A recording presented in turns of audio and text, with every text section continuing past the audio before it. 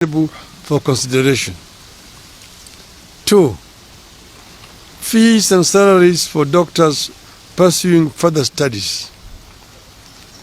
Counties are supposed to pay salaries of doctors who are enrolled for further studies like master's degree, while the Ministry of Health is supposed to pay fees. My understanding is that while counties have kept their side of the arrangement,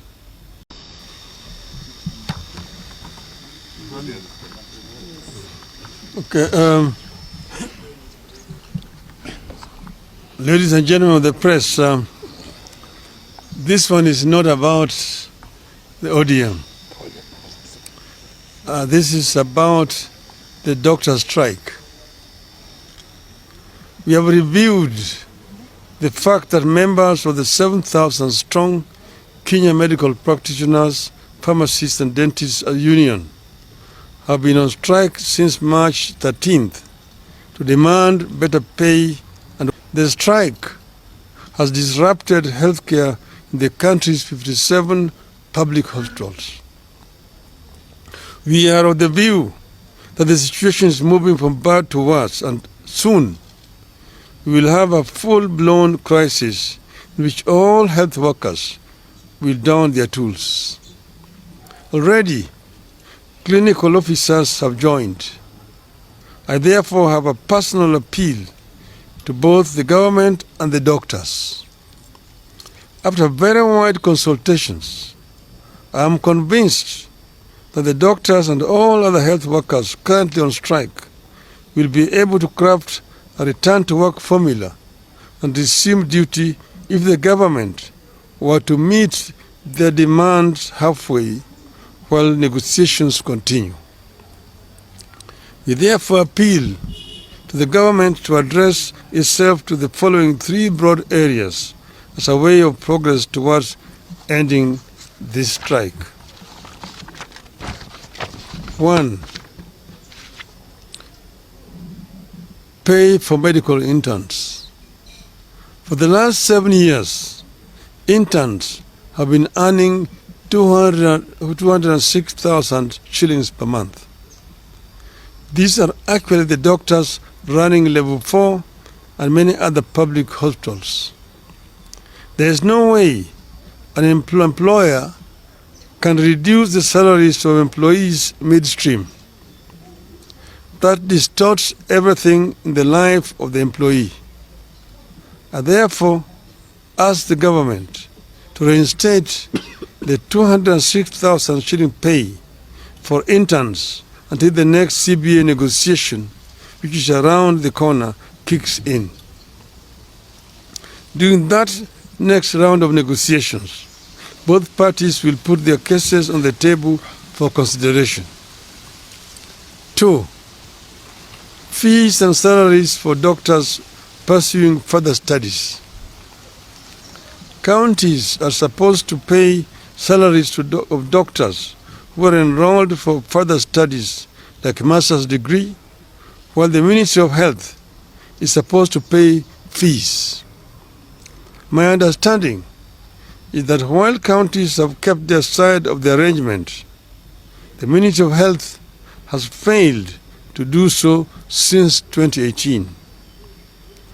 As a result, a number of doctors cannot complete their studies and graduate because of fees owed. And as they retake courses, counties have stopped their salaries because those doctors have overstayed in the college.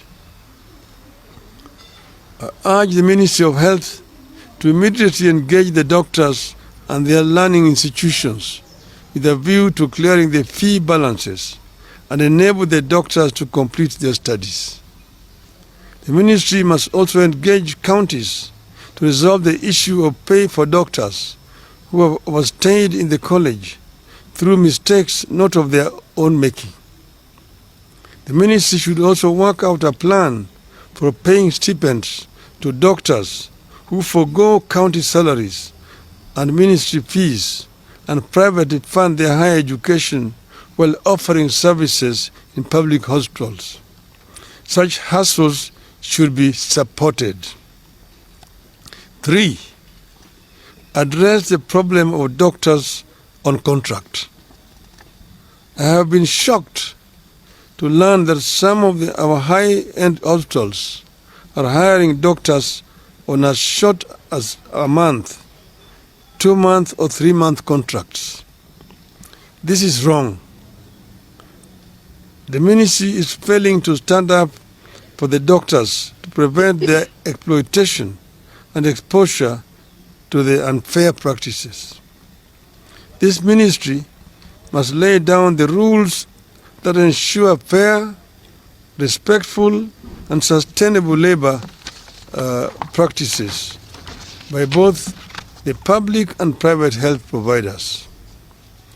4. Equal pay for equal work.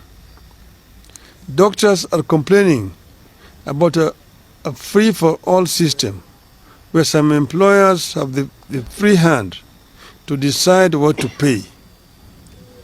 The result has been a very unequal system where doctors hired to do the same job experience huge variation in salaries. The medical profession is too important to be managed so casually.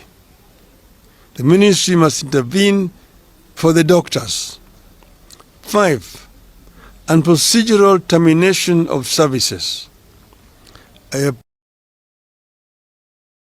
terminated contracts of the doctors for one reason or another to reconsider their actions and engage the doctors. The counties that have done so or are in the process of doing so know themselves. I request them to reconsider their steps.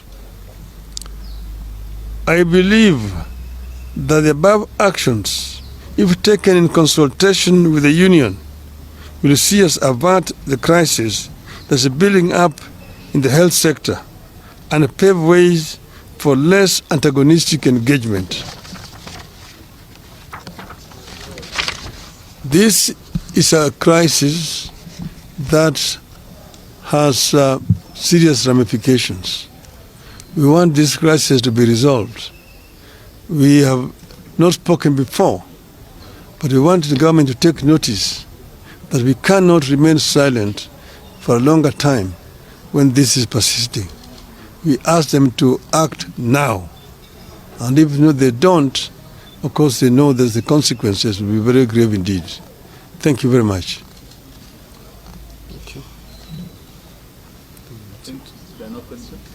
Okay. Thank you.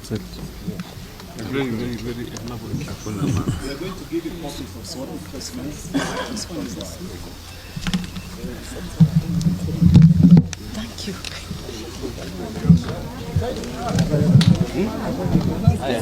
you.